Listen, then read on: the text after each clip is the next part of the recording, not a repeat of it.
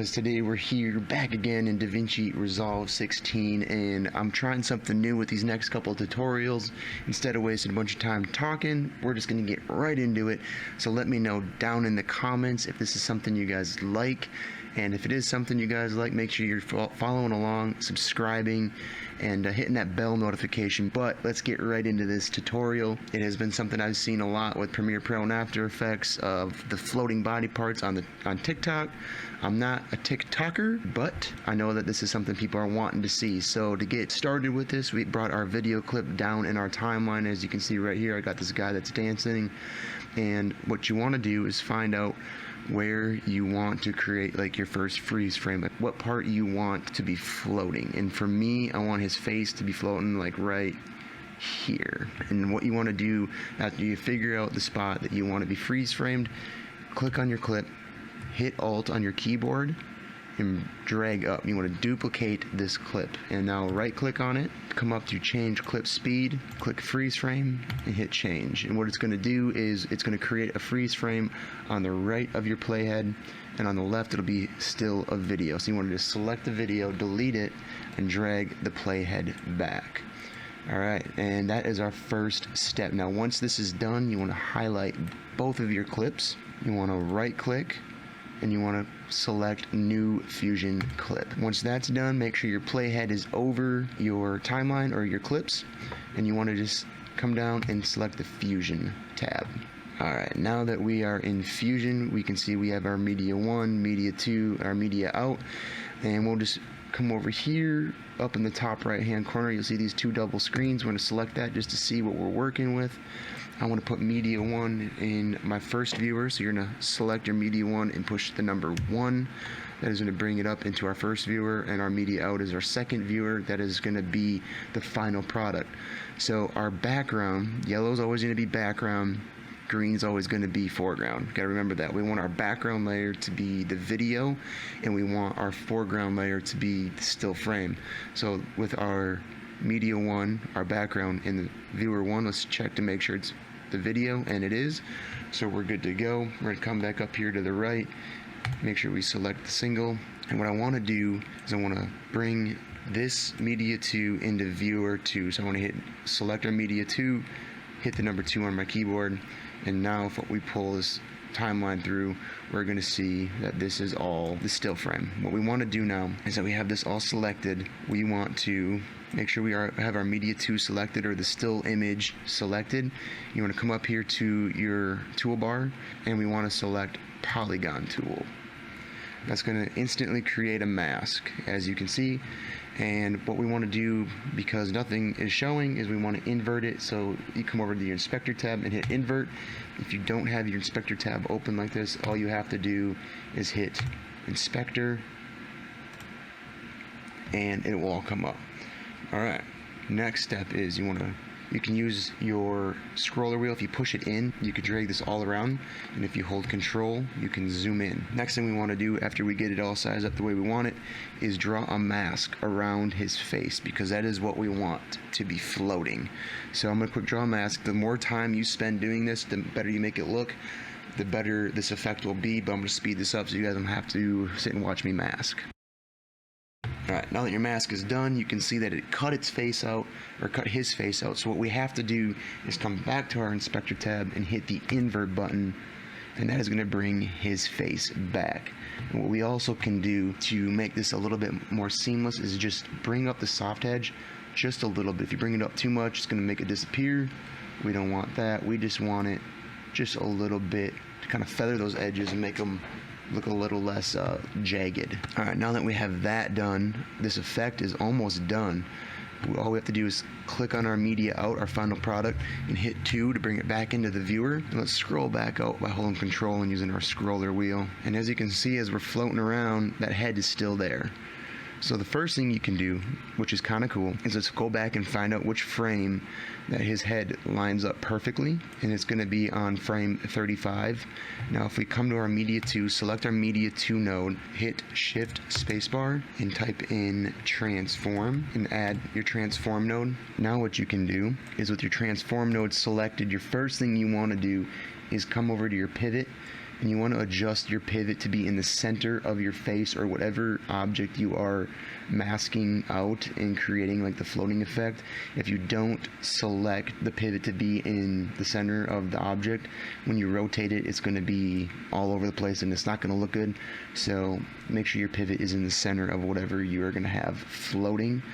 But with this now done, now we can animate this any way we want. But the first thing you want to do before animating is find the frame where the object is matched perfect, and you want to keyframe everything. So we're going to keyframe our center, we're going to keyframe our size, our aspect, and our angle.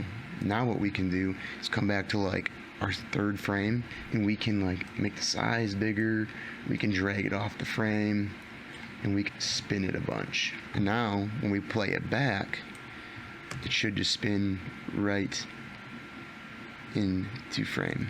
Now as you can see, it doesn't go away. It stays there. In order to make this go away after it matches to his face like that, we want to come back to our Polygon Tool, and we want to come up to where it says level in the inspector tab. We want to keyframe our level on frame 35 where it matches up perfectly with him.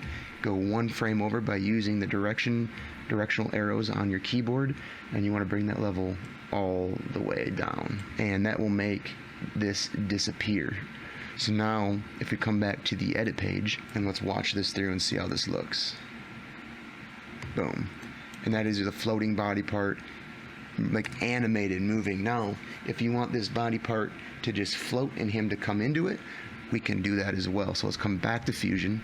Let's delete this transform node completely, and we're going to come back to frame 35, and we're going to come all the way back to our very first frame.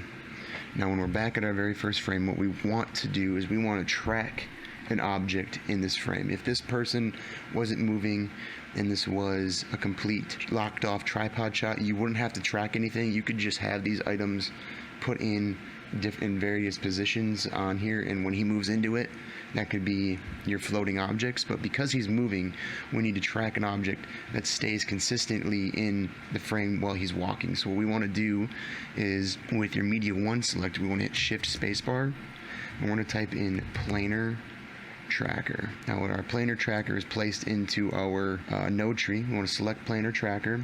We want the track point to be hybrid point area. We want motion type to be translation on this. And what we want to do is make sure we are at frame 0. I'm going to scroll in, and I am going to track this corner of this table. You know what, maybe I'll make that a little bit bigger. I'm going to set the frame.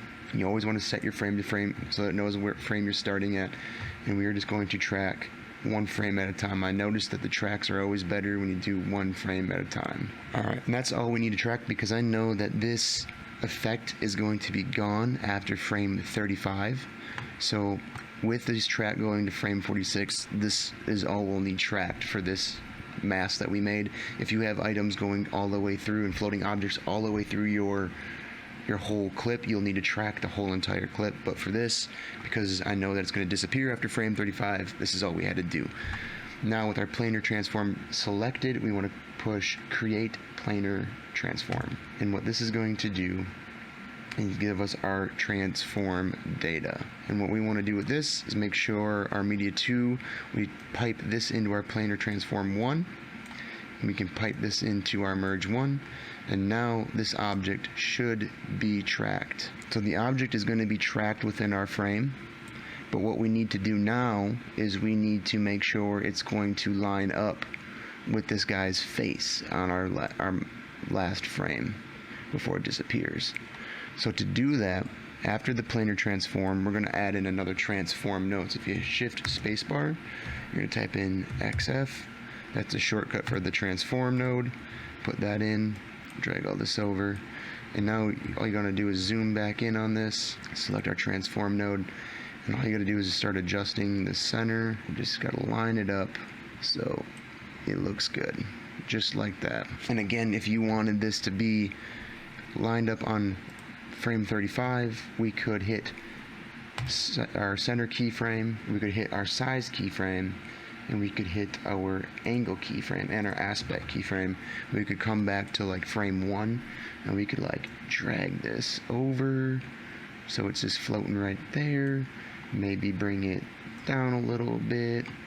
And if we go back to our edit page, all right, and this is what the finished product's going to look like once you have that tracking data entered in, and you have the transform node put in, and you have it all lined up. This is what it will look like. And that is literally how you make this TikTok trend video with the floating body parts. You know, you could literally add as many of these parts as you wanted. All you have to do is go through, scrub through the original timeline, and you could just freeze frame as many times as you want, and then all you would do is select all those clips, bring them into Fusion, and you would just then you would just go through this process for each and every freeze frame that you have. You could have, you know, 1 freeze frame, you could have 20 freeze frames. It's all what you want and how much you want in your effect. But like I said, if this guy was locked off on a tripod, not moving other than him dancing within the frame, it would have been, you don't have to track it all, but being that the camera is moving backwards with him, you got to track an object within this frame or within this scene, so that way the face is tracked to it and makes it look like it's a part of the scene. And yeah, that's really all that goes into making these cool little TikTok trend videos.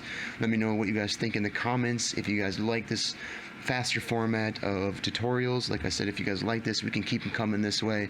And thank you guys for watching, and make sure you guys are subscribing so you don't miss out on any new videos. I'm going to catch you in the next one.